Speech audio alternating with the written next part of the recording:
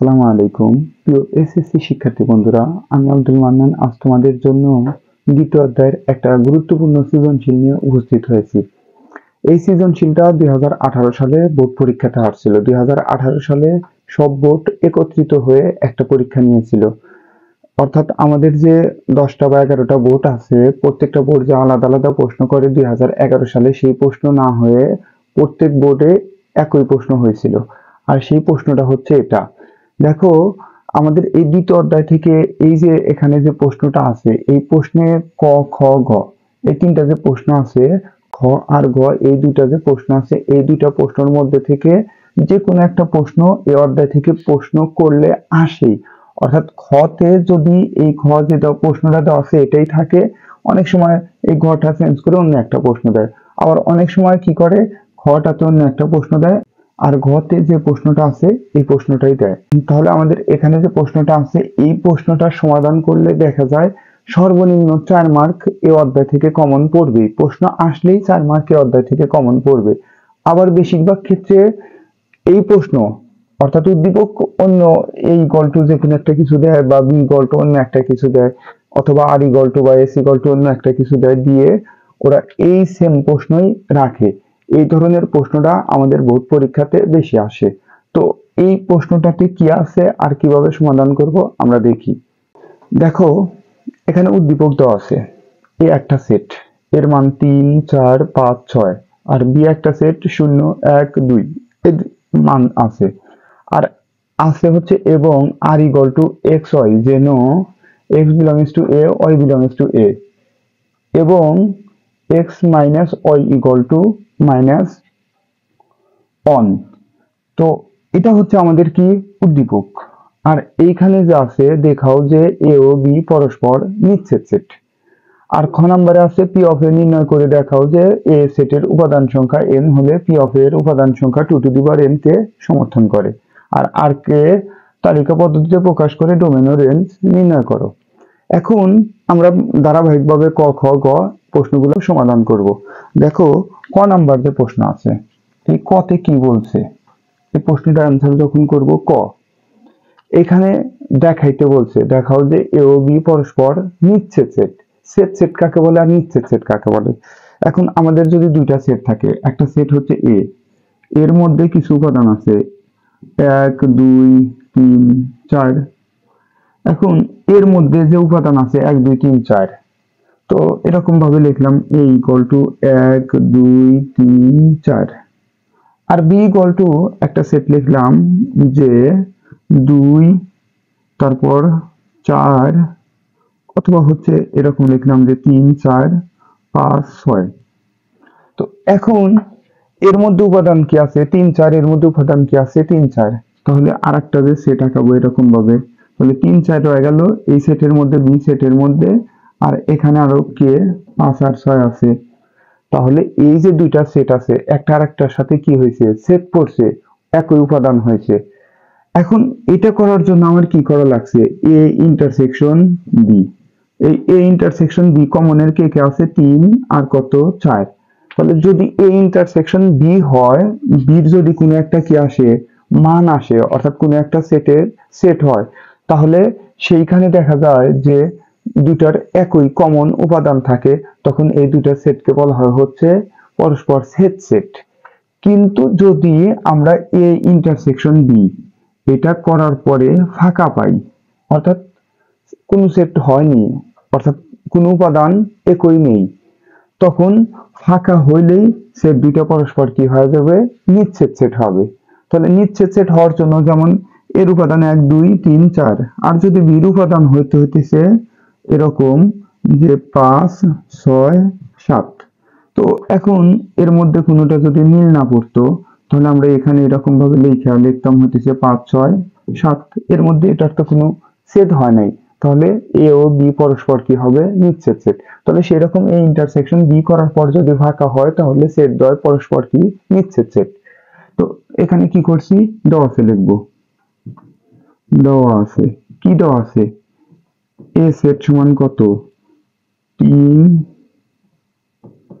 4, 5, 6। আর B set সমান কি দেওয়া আছে 0, 1, 2। তাহলে এই দুটা জিনিস যদি দেওয়া থাকে আমরা এখন সুতরাং দিয়ে কি করব, এ ইন্টারসেকশন বি, তাহলে 3 4 5 6, আবার ইন্টারসেকশন দিয়া 0 1 2, তাহলে এইটার মধ্যে আর এটার মধ্যে কি কোনো উপাদান মিল আছে? একটাও নেই, তাহলে এটা হচ্ছে কি ফাঁকা সেট। সুতরাং যে আমরা কি লিখতে পারবো, সুতরাং এ ও বি পরস্পর নিচ্ছেদ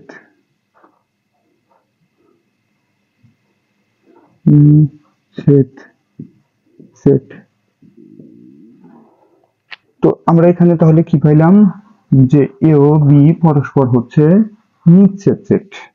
কেন নিচ্ছেদ সেট হয়েছে, যে এর মান দেওয়া আছে, বির মান দেওয়া আছে, অর্থাৎ এ সেট দেওয়া আছে, বি সেট দেওয়া আছে, আর এই ইন্টারসেকশন বি করার পর যদি ফাঁকা হয় তাহলে পরস্পর কি নিচ্ছেদ সেট, আর যদি ফাঁকা না হইতো তাহলে সেটা পরস্পর নিচ্ছেদ সেট হবে না। তাহলে আমরা এ ও বি পরস্পর নিচ্ছেদ সেট কিভাবে বের করছি, ইন্টারসেকশন করার পরেই যদি ফাঁকা হয় তাহলেই হচ্ছে পরস্পর নিচ্ছেদ। এখন আমি খ নাম্বার সমাধান করব। দেখো এখানে বলছে পি অফ এ নির্ণয় করে দেখাও যে এ সেটের উপাদান সংখ্যা n হলে পি অফ এর উপাদান সংখ্যা 2n কে সমর্থন করে। এখন পি অফ এ দ্বারা কি বোঝায়, যদি এরকম থাকে a ইকুয়াল টু 1 2, তাহলে পি অফ এ হচ্ছে পাওয়ার অফ এ, মানে শক্তি সেট। শক্তি সেট কিরকম হয়, প্রথমে একটা সেকেন্ড ব্র্যাকেট, এখন এর উপসেট হয় কয়টি, সব একটা কি হয় ফাঁকা হয়। আচ্ছা, তারপর অন এটা একটা উপসেট, 2 এটা একটা উপসেট, তারপর হচ্ছে অন 2 এটা একটা কি উপসেট। তাহলে এখান থেকে দেখা যাচ্ছে কয়টা হয়েছে, 1 2 3 4, চারটা উপসেট হয়েছে। আর এই সবগুলোকে আবার সেকেন্ড ব্র্যাকেট দিয়ে আটকানোকে বলা হয় হচ্ছে কি পাওয়ার অফ এ, মানে কি শক্তি সেট। এখন আমাদের যে প্রশ্নটা দেওয়া আছে যে পি অফ এ নির্ণয় করে দেখাও, যে পি অফ এ কি করতে বলছে, নির্ণয় করতে বলছে। তো নির্ণয় করব পি অফ এ, এর মান দেওয়া আছে কত 3 4 5 6, তাহলে পি অফ এ নির্ণয় করতে পারবো চারটা উপাদান দিয়ে।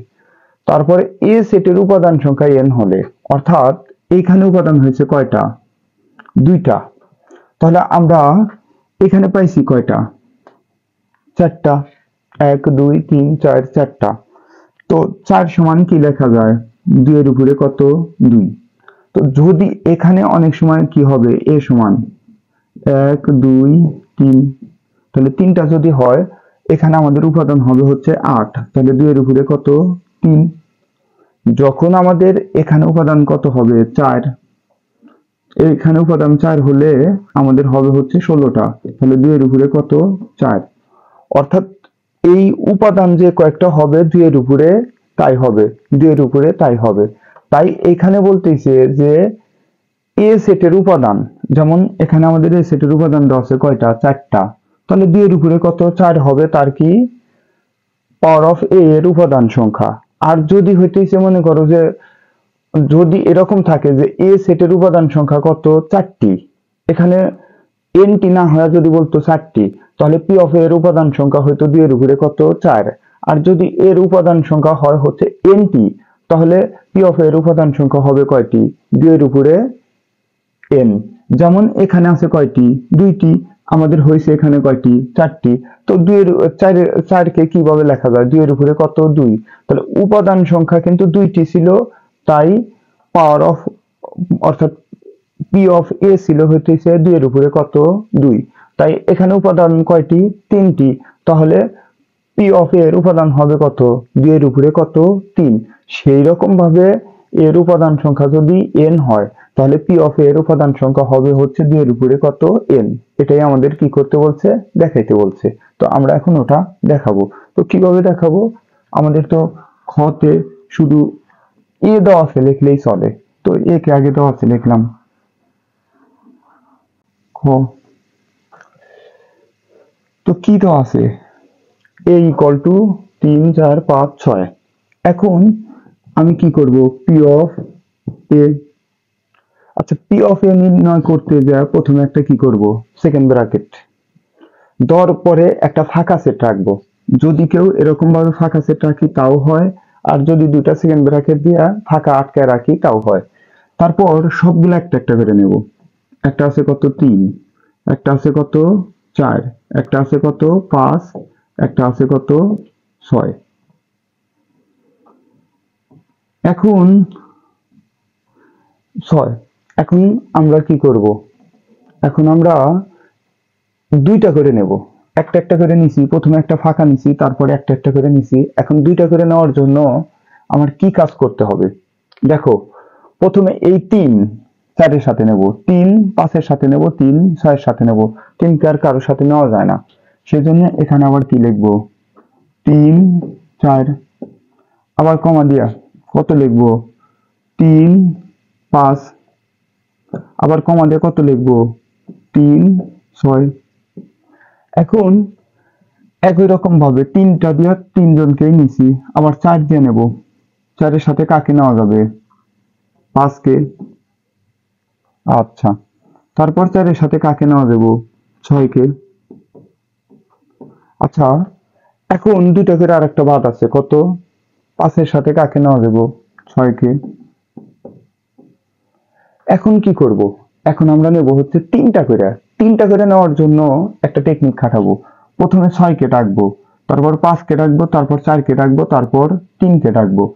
যখন একটা করে নিছি তখন তো একটাই, যখন দুইটা করে নিছি তখন কি করছি? এই 3 দ্বারা 4, 3 দ্বারা 5, 3 দ্বারা 6, আবার 4 দ্বারা 5, 4 দ্বারা 6, তারপর আছে কত? 5 6, এরকম ভাবে নিছি। আর যখন 3টা নেব তখন হচ্ছে প্রথমে 6 কে ডাকবো, তাহলে কত হবে? 3 4 5। যখন 5 কে ডাকবো তখন 3 4 6। যখন 4 কে ডাকবো তখন 3 5 6। আর যখন হচ্ছে 3 কে ডাকবো তখন হচ্ছে 4 5 6। এখন দেখো, 3টা করে নিছি কিভাবে? প্রথমে 6 কে ডাকছি, কত হয়েছে? 3 4 5। তারপর কত কে ডাকছি? 5 কে ডাকছি, তখন কত হয়েছে? 3 4 6। যখন 4 কে ডাকছি তখন কত হয়েছে? 3 5 6। আর যখন এই 3 কে আবার ডাকছি তখন 4 5 6, এরকম হয়েছে। তাহলে 3টা করে আমাদের সবগুলা নেওয়া হয়েছে। এখন আমরা নেব কয়টা? 4টা, 3 4 5 6। এখন সবগুলো উপাদান নেওয়া হয়েছে, একটা কি করব? সেকেন্ড ব্র্যাকেট দেব। এখন দেখি উপাদান হয়েছে কয়টা? একটা, দুইটা, তিনটা, চারটা, পাঁচটা, ছয়টা, সাতটা, আটটা, নয়টা, 10টা, 11টা, 12টা, 13টা, 14টা, 15টা, 16টা। আমাদের এখানে উপাদান আছে কয়টা? 4টা। আর পি অফ এ মানে পাওয়ার অফ এ বা শক্তি সেট, এর শক্তি সেটের উপাদান হয়েছে কয়টি? 16টি। তো আমরা এখানে কি লিখতে পারি? এখানে এ এর উপাদান সংখ্যা, এর উপাদান সংখ্যা কয়টি? 4টি। এবং এ এর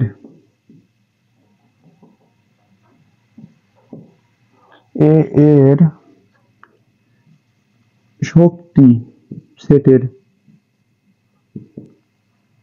উপাদান সংখ্যা 16 সমান 2 এর উপরে 4টি। কিরকম ভাবে হয়েছে? এর উপাদান সংখ্যা আছে কয়টি? 4টি। এবং এর শক্তি সেটের উপাদান সংখ্যা কত হয়েছে? 16 সমান কত? 2 এর উপরে 4টি। অর্থাৎ এখান থেকে দেখা যাচ্ছে যে এ এর উপাদান সংখ্যা n হলে এর শক্তি সেটের উপাদান সংখ্যা কত হবে? 2 এর উপরে n। তাই আমরা লিখতে পারি যে সুতরাং কোন সেটের, বা এখানে যেটা দেওয়া আছে যে সুতরাং এ এর এ সেটের, সুতরাং এ সেটের উপাদান সংখ্যা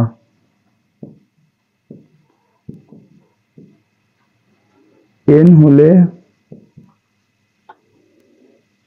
পি অফ এ এর উপাদান সংখ্যা 2 টু দি পাওয়ার n কে সমর্থন করে। কি করতে বলছে? দেখাইতে বলছে। তাহলে এখানে লিখে দেবো হচ্ছে কি দেখানো হলো। কিভাবে করছি তাহলে? যে এখানে প্রথমে এর মান নিয়ে নিছি, যে এই ইকুয়াল টু এত, তারপর লিখছি P of A. P of A কিভাবে নির্ণয় করা দেখাইছি, প্রথমে একটা ফাঁকা সেট, তারপর একটা করে, তারপর হচ্ছে কি করছি দুইটা করে নিছি, তারপর তিনটা করে নিছি, তারপর চারটাই নিছি, এই 16টা হয়েছে। তাহলে এখানে এর উপাদান সংখ্যা কত?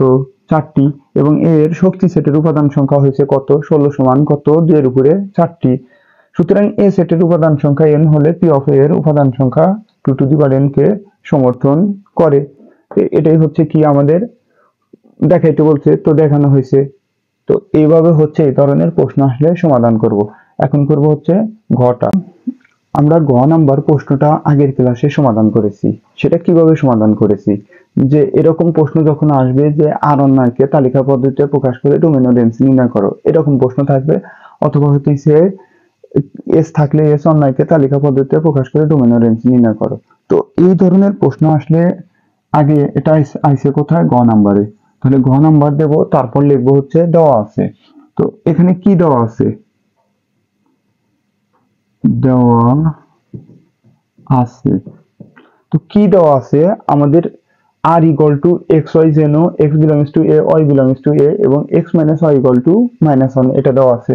তো আমরা লিখবো দেওয়া আছে r equal to xy যেন x belongs to a, y belongs to a এবং x minus y equal to -1 এটা দেওয়া আছে। আর কি দেওয়া আছে? এর মধ্যে সব জায়গায় এ ব্যবহার করা হয়েছে, বি কি কোথাও ব্যবহার করা হয়েছে? হয় নাই। তাহলে আমরা কি করব? এটাকে দেওয়া আছে নেব, এবং দিয়ে লিখলেও হয়, না দিয়ে লিখলেও হয়। এবং এ ইকুয়াল টু কত? 3 4 5 6 এটা দেওয়া আছে। তো এটা যদি দেওয়া আছে থাকে, এটা যদি দেওয়া থাকে, তাহলে আমরা এই প্রশ্নটা কিভাবে সমাধান করব? সর্বপ্রথম লিখবো আর এর বর্ণিত শর্ত হতে পারে। এখানে যে অক্ষর থাকবে, যদি আর থাকতো তাহলে আর এর বর্ণিত শর্ত হতে পারে, যদি পি থাকে তাহলে পির বর্ণিত শর্ত হতে পারে। এখানে আছে কি? আর। তাহলে লিখবো হচ্ছে আর এর বর্ণিত শর্ত হতে পাই। তাহলে আর এর শর্ত কোনটুকু? বলছি এইটুকু আগের ক্লাসটাতে। অর্থাৎ এইখানে x belongs to a, y belongs to a এবং x minus y equal to -1 আছে। অর্থাৎ এই এবং এর পর যা থাকবে এটুকুকে বলা হয় হচ্ছে কি? শর্ত। তাহলে কি শর্ত আছে? x minus y equal to কত? -1। এইখান থেকে শুধুমাত্র ওয়াইটাকে বাম পাশে রেখে সব কিছুকে ডান পাশে পাঠাবো। তাহলে সেটা কিভাবে করব? দেখো এখানে যদি লিখি x, এই ওয়ানটাকে যদি ডান পাশ থেকে বাম পাশে আনি কি হয়? প্লাস। আর এই ওয়াইটাকে যদি ডান পাশে নিই তাহলে কি হয়? ওয়াই প্লাস হয়ে যায়। এখন যদি বা দিয়ে লিখি ওয়াই ইকুয়াল টু কত? x plus 1। এটা হচ্ছে কি? 1 নং সমীকরণ। এখন এটা যদি 1 নং সমীকরণ হয়ে থাকে, এখন আমি কি লিখবো? লিখবো হচ্ছে 1 নং সমীকরণে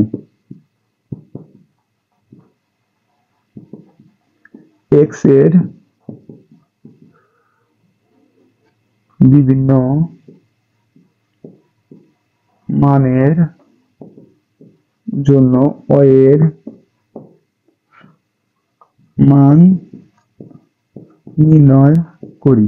তো সর্বপ্রথম কাজ আমাদের কি দেওয়া আছে? লিখবো কি দেওয়া আছে? আর। তো আর অন্যকে তালিকা পদ্ধতিতে প্রকাশ করে ডোমেইন রেঞ্জ নির্ণয় করতে বলছে। তখনই আমি আর কে আগে লিখবো যে আর ইকুয়াল টু কত? এত দেওয়া আছে। তো এইখানে আর এর মধ্যে কাকে ব্যবহার করছে? কোন সেটকে? এ সেটকে। তাই আমরা এ সেটকে দেওয়া আছে লিখছি যে আর ইকুয়াল টু এত, আর এ ইকুয়াল টু কত? এত। তারপরেই এখানে যদি আর থাকে আর এর বর্ণিত শর্ত হতে পারে, যদি পি থাকে পির বর্ণিত শর্ত হতে পারে, যদি কিউ থাকে কিউ এর বর্ণিত শর্ত হতে পারে। তো আর আছে আর এর বর্ণিত শর্ত হতে পারে লিখছি। তারপর শর্ত কোনটা? এবং এর পরে যে অংশটুকু থাকবে, যে এখানে যদি x square plus y square equal to 1 থাকতো, তাহলে সেটাই হচ্ছে কি? শর্ত। তাহলে আমাদের এইখানে শর্ত আছে কত? X minus y equal to কত? -1। তো আমি এইখানে যে সমীকরণটা পাবো, এই সমীকরণের সবসময় বাম পক্ষে এক্সটা ওয়াইটা রেখে আর সবকিছুকে ডান পাশে পাঠিয়ে দেবো। তাহলে সেই হিসেবে এক্স মাইনাস ওয়াই রাখছি সমান কত? -1। এখন এই -1 কে যদি বাম পাশে আনি প্লাস হয়, আর y কে যদি ডান পাশে নিই তাহলে প্লাস হয়। তো ভাবি আমরা y সমান কি লিখতে পারি, x প্লাস 1 লিখতে পারি। এটাকে আমরা কি করছি, 1 নং সমীকরণ দিছি। তারপরে লিখবো হচ্ছে 1 নং সমীকরণ x এর বিভিন্ন মানের জন্য y এর মান নির্ণয় করি। এখন এটা লেখার পরেই হচ্ছে একটা কি করব, ছক আঁকাবো। এখন এই ছকটা কিভাবে আঁকাবো, এই ছকটাতে থাকবে হচ্ছে একটা x আর একটা হচ্ছে y, একটা x একটা y। এখন এইখানে কোড দেব কয়টা, এইখানে কোড দেব হচ্ছে আমাদের এর মান আছে যে কয়েকটা, সেই কয়েকটা এর মান আছে কয়টা, 4টা। তাহলে সেই হিসাবে আমরা 4টা কোড দিছি। এখন সেই 4 কোডে এর যে মানগুলো আছে 3 4 5 6 এই মানগুলো বসাবো। এখন সেই মান যদি এখানে যদি 3 বসাই তাহলে y এর মান পাই কত, 4। এখানে যদি x এর মান 4 বসাই তাহলে y এর মান পাই কত, 5। এখানে x এর মান যদি 5 বসাই তাহলে y এর মান পাই কত, 6। এখানে যদি 7 বসাই 6 বসাই তাহলে পাই কত, 7। এখন এই উপরের সবগুলা কিসের মান, এর মান। নিচের সবগুলা কি এর মান, এর মান না। তাহলে কোনটা এর মান না, 7টা হচ্ছে এর মধ্যে নেই। তাহলে 7 হচ্ছে যদি এর মধ্যে না থাকে, আমাদের শর্ত হচ্ছে যে x belongs to a, y belongs to কত, a। অর্থাৎ এখানে ক্রমজোড় গুলা যে হবে 3 4, তারপর হইতেছে 4 5। তো এই যে ক্রমজোড় গুলো আছে, x এর মানটাও হচ্ছে এর মান হবে, y এর মানটাও হচ্ছে এর মান হবে। তাহলে সেই হিসেবে এই জোড়া দুইটাই এর মধ্যে আছে, এই জোড়া দুইটাই এর মধ্যে আছে, এই জোড়া দুইটাই এর মধ্যে আছে। এই জোড়া কি দুইটাই এর মধ্যে আছে না, 7টা হচ্ছে এর মধ্যে নাই। তাই আমরা এখানে লিখবো যেহেতু 7 not belongs to a, সেহেতু